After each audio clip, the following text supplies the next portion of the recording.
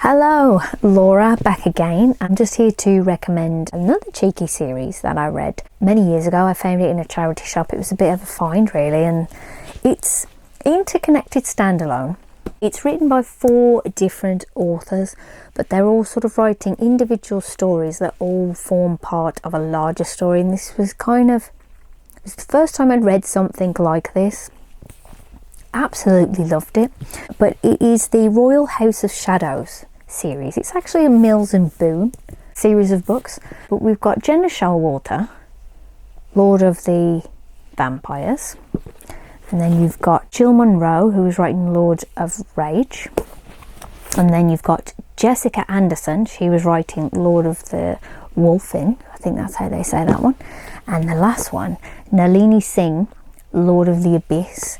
Now they're like fairy tale themed, and each one follows a different sibling. So at the beginning of the book, their house, they're like the royal family, their house is overtaken by an evil sorcerer, kicks them all into different realms, literally sends them through portals into different realms, and each of the books is basically seeing a different sibling. So the first one, you've got Nikolai. He's sort of turned into like a vampire of sorts, and he gets help from a lady called Jane. He sort of infiltrates her dreams and she gets pulled into his world. That was great. I mean, I absolutely love Gena Showalter. She could pretty much write the phone book and I'd read it. It was fantastic. It's got a nice little cheeky twist at the end. That is like vampire on that one.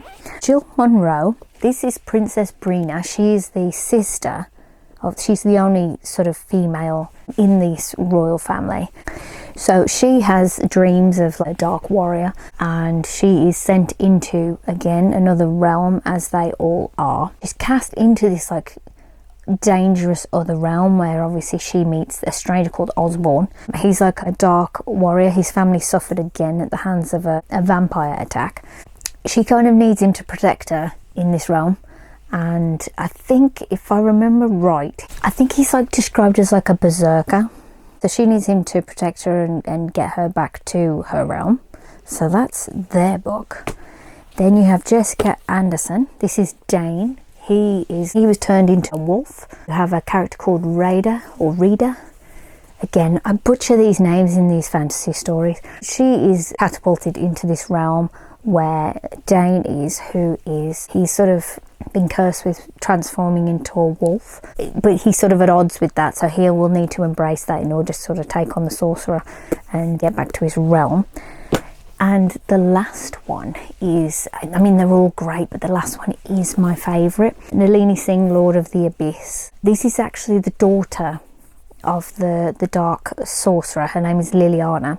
She escapes from her dad's castle, gets herself to the Dark Lord, which is Mika. He's the youngest of the siblings, because I think he was like a baby when they were sent into the other realms. He's actually become the Dark Lord, who's sort of like the gatekeeper of the abyss, which is the darkest part of the realms that each of the siblings have been sent to.